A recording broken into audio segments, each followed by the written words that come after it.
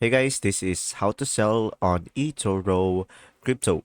So guys, watch till then as I show you a step-by-step guide, and I made this table over here so we can dive in deeper. So guys, you can buy and sell Bitcoin, Ethereum, Dash, XRP, and more on the Etoro platform. And guys, in order for you to sell a cryptocurrency, just simply log in into your Etoro account, and from there guys, you should be able to see there right away portfolio from the left menu of your screen. And right after that, you should be able to select the cryptocurrency that you want to sell. So just simply select it.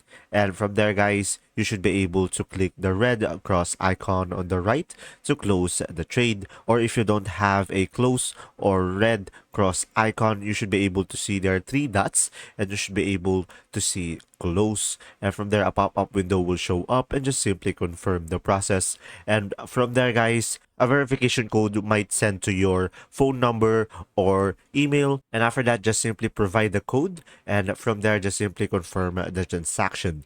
And guys, selling adds the cryptocurrency value in fiat currency to your eToro account. There you go. If this video was helpful, please like and subscribe. And if you have any questions, just simply comment down below. And thanks for watching.